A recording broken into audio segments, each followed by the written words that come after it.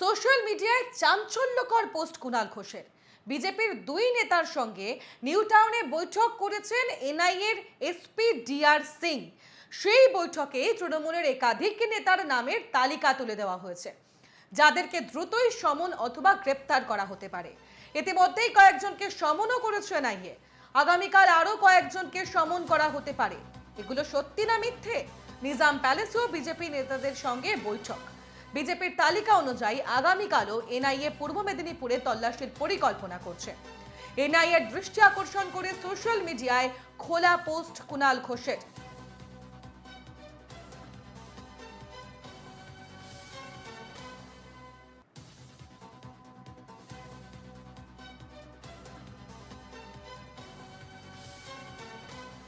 ঠিক কি বলেছেন কুণাল ঘোষ শোনাবো। তো গুরুতর অভিযোগ আমাদের কাছে এসে পৌঁছেছে। একটি গুরুতর খবর নির্দিষ্ট বিশ্বাসযোগ্য সূত্র থেকে আমাদের কাছে এসছে।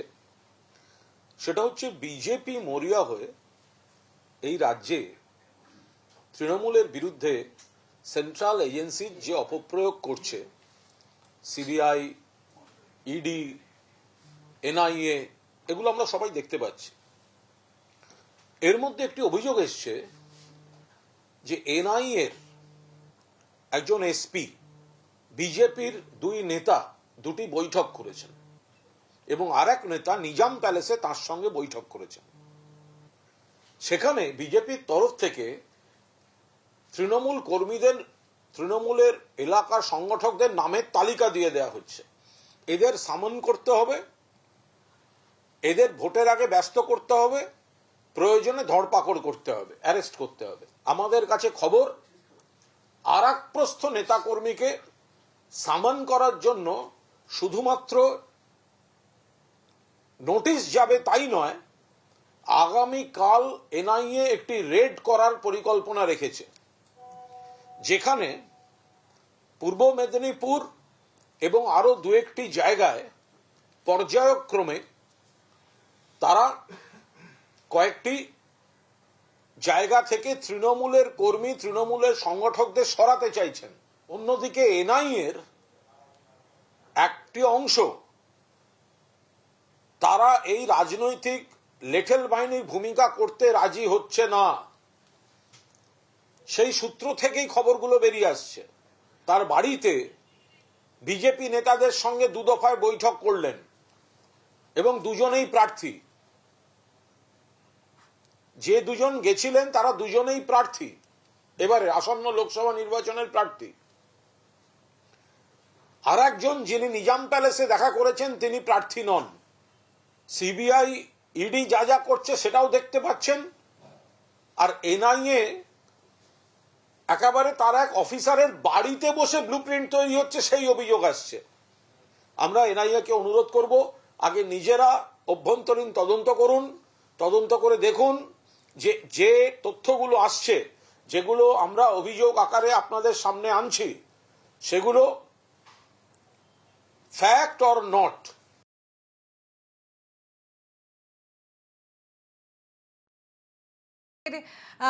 Assistant editor Ilmas Syed. ইলমাস, এই নতুন যে পোস্ট করেছেন কুণাল ঘোষ, তার বাইটও আমরা এক্ষুনি শুনলাম। তিনি তো রীতিমতো একেবারে বলছেন যে তৃণমূলের একাধিক নেতৃত্বের গ্রেপ্তারের সম্ভাবনা রয়েছে। তার গোটা পোস্টে, তার বক্তব্যে যতটা বোঝা গেল।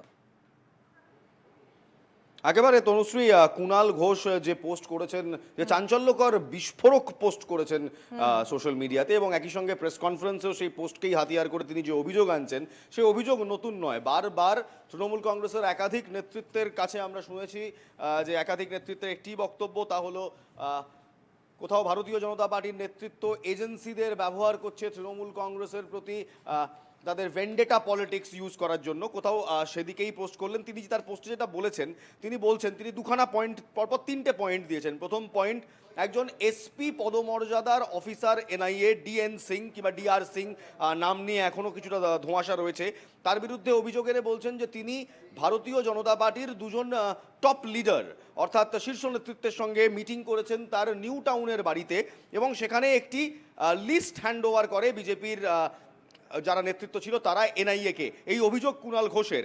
দ্বিতীয়, তিনি বলছেন যে নিজাম প্যালেসেও এই বিজেপি নেতৃত্বের সঙ্গে বারবার বৈঠক করে এনআইএ আধিকারিকরা। এবং তৃতীয় পয়েন্টে গিয়ে তিনি বলছেন যে তাহলে আগামীকাল কি তৃণমূল কংগ্রেসের কর্মীদের কিংবা সমর্থকদের তাদের গ্রেফতার হওয়ার সম্ভাবনা আছে, এই প্রশ্ন তিনি তুলে দিচ্ছেন। এই প্রশ্ন, তনুশ্রী তুমি জানো, এই প্রশ্ন নতুন নয়। এই প্রশ্ন বারবার একাধিক তৃণমূল কংগ্রেস নেতৃত্বের মুখে শোনা গিয়েছে। তারা বারবার এজেন্সিকে ব্যবহার করে ভারতীয় জনতা পার্টি ভেন্ডেটা পলিটিক্স করছে, এই মর্মে একাধিকবার তারা অভিযোগ জানিয়েছেন। তবে ভোটের ঠিক 20 দিন আগে এনআইএর বিরুদ্ধে এমন অভিযোগ রাজনৈতিক মহলে নিশ্চিন্তে অনেকটাই চাঞ্চল্যকর পরিস্থিতির সৃষ্টি করেছে।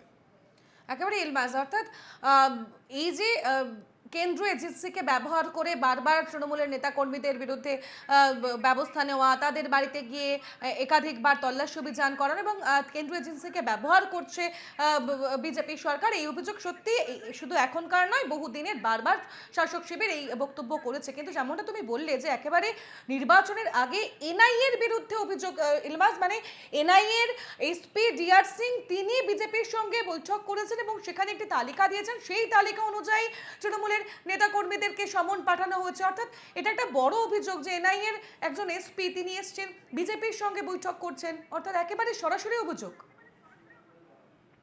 একেবারেই। আর তুমি যদি আজ একটু মনে করে দেখো, আজ শশী পাঁজা তিনি দিল্লিতে দাঁড়িয়ে যে অভিযোগ করেছেন, তিনি বলছেন ইডিকে দিয়ে মহিউয়া মৈত্র এবং চন্দ্রনাথ সিনহা এদের বিরুদ্ধে ইডিকে ব্যবহার করা হচ্ছে, ইডিকে দিয়ে বারবার উত্তক্ত করা হচ্ছে, এই অভিযোগও রয়েছে। একই সঙ্গে আজ সন্ধ্যেবেলা, আজ বিকেলবেলা কুণাল ঘোষের এই প্রেস কনফারেন্স, যেখানে সরাসরি এনআইএর বিরুদ্ধে এই অভিযোগ আনা হচ্ছে। এনআইএ, ন্যাশনাল ইনভেস্টিগেশন এজেন্সি, তোমার মনে আছে খাগড়াগড় বিস্ফোরণ থেকে একাধিক নাশকতার ছকের তদন্ত এই এনআইএ করে। বারবার কলকাতায় কিংবা বাংলায় যে সন্ত্রাস মডিউলের সন্ধান পাওয়া গেছে তার নেতৃত্বে, তার তদন্তের নেতৃত্বেও কিন্তু এনআইএ ছিল। বকটুই কাণ্ডের তদন্তের নেতৃত্বেও কিন্তু এনআইএ ছিল। সেই এনআইএর বিরুদ্ধে এবার অভিযোগ। তাহলে দুখানা প্রশ্ন ওঠে, কুণাল ঘোষ কি কোথাও বলছেন যে সন্ত্রাস কিংবা এই যে সন্ত্রাস মডিউল, তার সঙ্গে ভারতীয় জনতা পার্টি ইচ্ছাকৃত তৃণমূল কংগ্রেসের নাম জুড়ে দেওয়ার চেষ্টা করছে? এই প্রশ্ন ওঠে।